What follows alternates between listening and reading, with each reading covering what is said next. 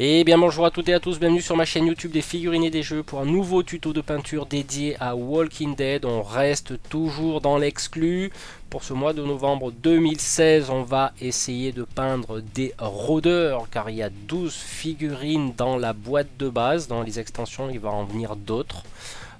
Qui vont sortir d'ailleurs aux alentours du 21 novembre, pas mal d'extensions, je surveillerai ça de près. Bah, écoutez, ce que je vous propose, c'est peindre simplement un rôdeur, on va pas se prendre la tête.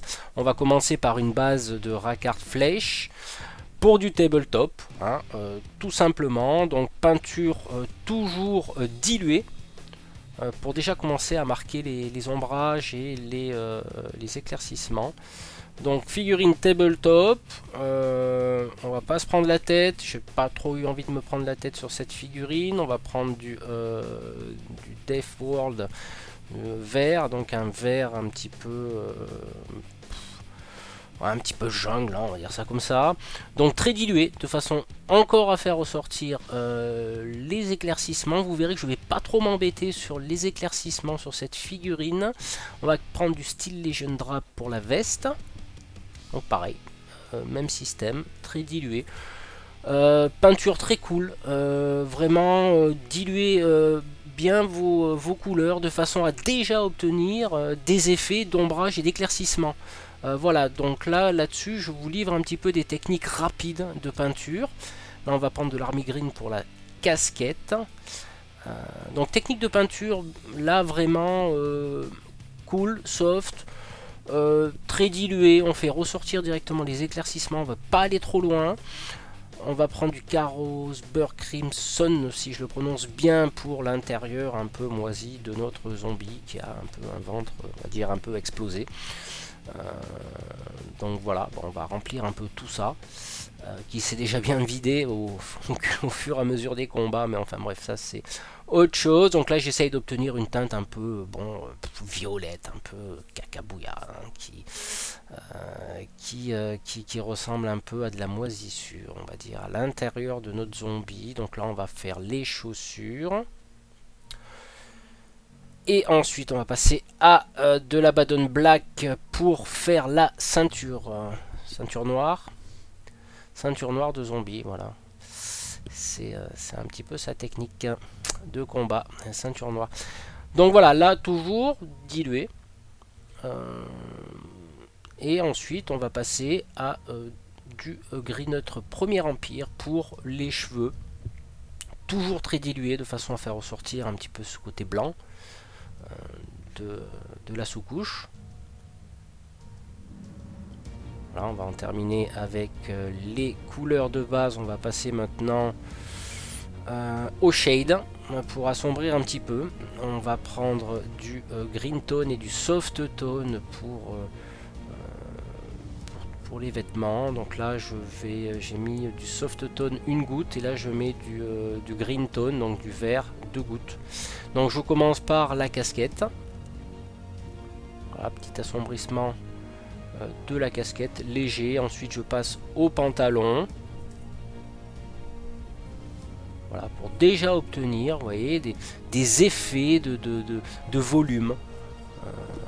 Et vous verrez que dans cette figurine, on va pas du tout se prendre la tête. C'est vraiment, voilà, ça va être plutôt cool pour obtenir des effets sympathiques.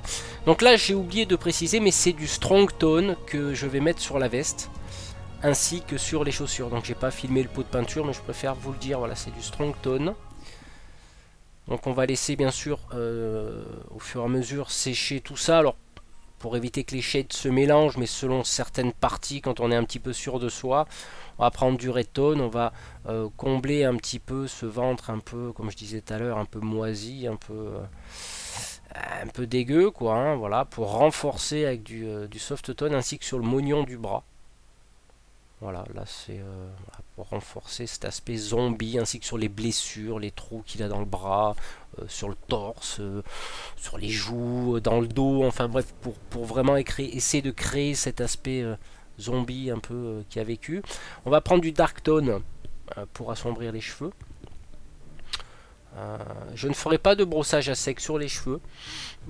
Ça me convient comme ça, un peu une espèce de cheveux gris, noirs, voilà, ça fait ressortir On pourrait faire un brossage à sec de blanc, mais bon, je ne l'ai pas fait, je n'ai pas voulu m'embêter. Du Recland Flake Shade, on va repasser un petit peu sur certaines zones de peau pour faire ressortir tout ça.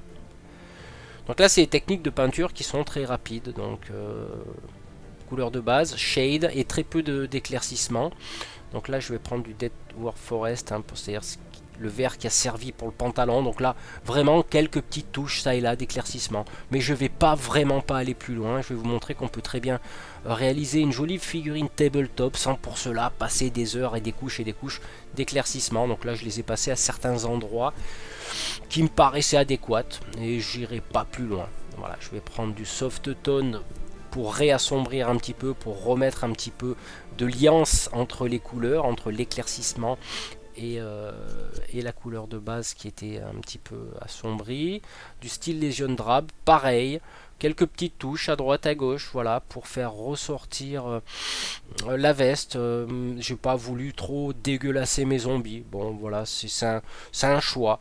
Je me suis dit, dans ce jeu là, pour du Walking Dead, je vais pas faire comme dans Zombicide où je les ai vraiment rendus dégueux. Là, j'avais envie un petit peu de faire quelque chose un peu plus propre, si je peux me permettre de dire ça.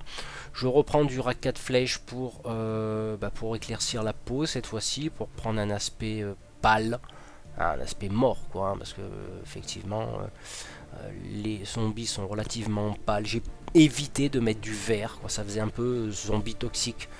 Donc voilà, je suis resté sur mes zombies avec cette espèce de couleur pâle qu'on retrouve très bien d'ailleurs dans la série Walking Dead, hein, ils sont relativement pâles. Du soft tone pour réassombrir un petit peu la peau.